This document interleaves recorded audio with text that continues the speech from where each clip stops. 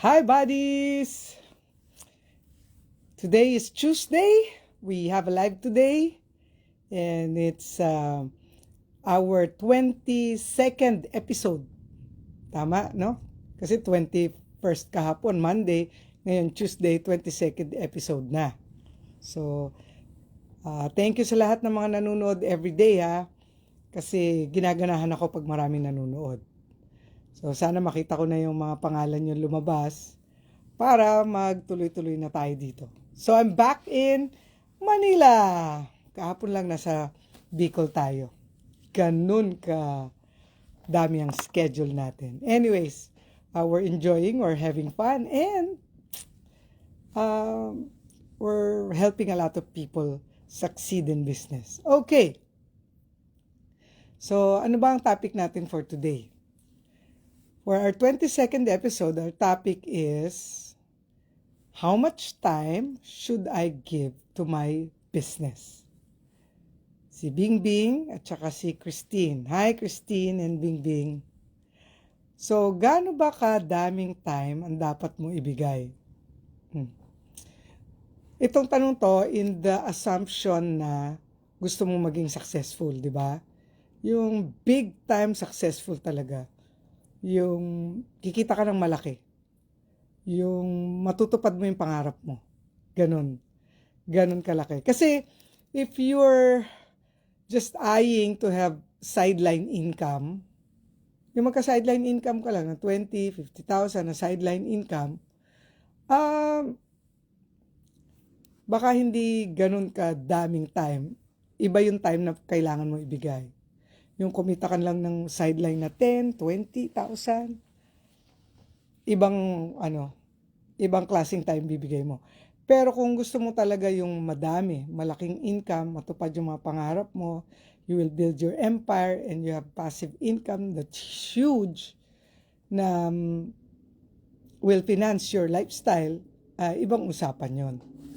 So, that's our assumption. Gusto mo yung ganon. Now, if you are a part-timer pa, pero you know that eventually, pipiliin mo na yung lifestyles or yung business mo na yun na yung gusto mo talagang i-focus, alam mong iiwanan mo rin yung employment mo, pero part-time ka lang sa umpisa kasi hindi pa kaya ng income, well, on the average, you'll be giving 3 to 5 hours a day. So, in a week's time, you should be averaging from 15 to 20 hours a week. Yan. Kasi everyday, 3 oras yung binibigay mo to 5, depende. Yan. So, ang pinaka-importante doon yung everyday. Everyday may nabibigay kang time. Why? Kasi yung skills mo, nahuhone mo pag everyday ka gumagawa. Everyday ka nagtatrabaho ng business mo. No? Yung skills mo on prospecting, skills mo on your presentation, skills mo on communication. And simply, yung pagkakaintindi mo doon sa business mo. Yan. So, that includes some of the trainings, no? Di mawawala yun. So, 15 to 20 hours a week kung part-time ka pa lang. But, if you begin to resign, no? Kung magre-resign ka na, and you begin to become a full-time in your business, it should be way more. Like double, 40 to 50 hours a week. Yan. Ibig sabihin, para ka talagang nag-work, yung pumapasok ka sa work mo na 8 hours a day, but it can extend to more hours a day. So, mga 40 to 50 hours a week. Yan. Sometimes it can be 60 times a week. No, mas marami, mas maganda. Why? Kasi nga, yung skills mo, natututunan mo, at saka, na i-involve ka maigi, meaning, na-embrace mo na yung business mo. Tanggap mo na, no? And this includes sharpening the axe. What do I mean by sharpening the axe? Sharpening the axe means trainings and talking to your mentors, asking questions and being coached and being mentored. Sobrang importante yun. Hindi yun pwede mawala sa oras mo.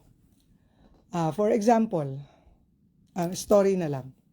Story. There was once may lalaki na nagsisibak ng kahoy, no? Ito yung trabaho niya. Usually sa mga lugar na may snow o na malamig, meron sila talagang kahoy na ginagamit na panglagay sa fireplace. Hindi basta-basta kahoy. Kasi yung ibang kahoy, mababantot yung bahay nila. So may certain na mga kahoy na para mabango pa rin kahit na sinusunog nila yon para mainit yung bahay kasi malamig. So there was this woodsman na sibak siya ng kahoy. May gamit siya yung axe. Dahil yun yung trabaho niya, talagang sipag niya. Sibak siya ng sibak. Sibak. Ngayon, may dumaan na lalaki. Kasi napapansin ng lalaki na kahit doble kayod siya, kahit na sobrang lakas niya at binibilisan niya magsibak, hindi dumadami yung kanyang nasisibak. Pagkus, kumukonti pa nga, patagal ng patagal. So sabi nung dumaan na lalaki, why don't you try sharpening the axe? Sinigawan siya. So naisip niya, nga no, hindi niya daw hinahasa yung yung axe niya. So, nung narinig niya yon, sinarpen niya. Pero nung una, ayaw pa niya kasi hihinto siya, babagal. Pero, ginawa rin niya eventually. Sabi nung lalaki, just try, sharpen the axe. So, sinarp niya yung axe niya, and nung na-sharp na yung axe niya, nakita niya, nung nagsisibak na siya, lesser yung effort, kaya mas marami siyang nasisibak. Anong moral of the story? Ito yung sharpening the axe is training, mentoring, and coaching. Hinahasa mo yung sarili mo. Nag-aaral ka, pinapagaling mo yung sarili mo para magawa mo ng efficient yung trabaho mo. Importante kasi yung efficiency. So maraming nagsisipag, maraming bigay na bigay yung time. Pero hindi sila nag-aaral, they don't sharpen the axe. So kahit trabaho at bigay todo ka, if you don't sharpen yourself, if you don't get better, if you don't get coaching, training, and mentoring, if you don't ask questions and get the right answers, hindi rin masyadong dumadami yung result ng trabaho mo. So, in your time na sinasabi kong 50 hours a week, dapat kasama dun yung sharpening the axe. And one way of sharpening the axe, maliban doon sa trainings, mentoring, and coaching, kailangan mo rin mag-self-care. Kasi you cannot give what you don't have. So you have to include self-care. Alam nyo na yan. Extreme self-care, meditation and prayer in the morning, and then listening to positive audios or books. So, and exercise para to strengthen our body. Para healthy ka to do what you have to do. Mahirap kasi kung di ka healthy. So yan yung binubuhusan mo ng time, no? At ganyan kadami ang time na binibigay mo. So, if you do this, gaano katagal, how long? Well, makukuha mo yung mga maraming tamang mindset in the first year, second year, tapos nandiyan na yung mga challenges that will make you better, the mistakes, the situations, tuloy-tuloy. Kahit pa ma-achieve mo yung mataas na mga ranks or promotion, iba pa rin yung lesson every time you are promoted. Meron pa rin additional na mga lesson. So,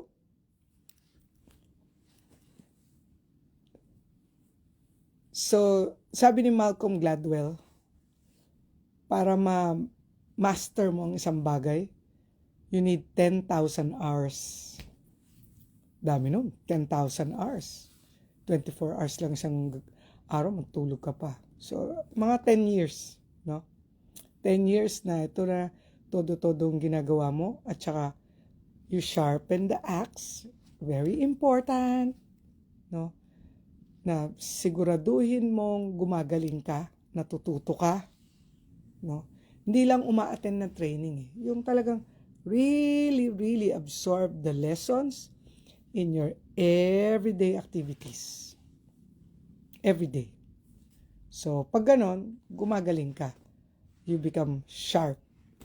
You become smart. And you become knowledgeable, competitive, no? And you become, very important, efficient. So, how much time will you give? Enough time to be efficient and effective. Yan. So, galingan mo. Huwag lang attend, huwag lang gawin, pagalingin pa ang sarili. Sharpen the axe. Okay? So, that will be all for today. I hope nabigyan ko kayo ng magandang insights, and review yourself. Oh, sige, reviewin mo. How much are you giving yourself, how much time are you giving your business? Part ba ng giving time sa business mo yung sharpening the axe? Are you getting better every day? And are you giving yourself self-care? Siyempre, the rest, yung hindi mo binibigay na time sa business mo, siyempre sa family mo. Okay, so that will be all. Thank you. See you tomorrow, Wednesday naman. Bye!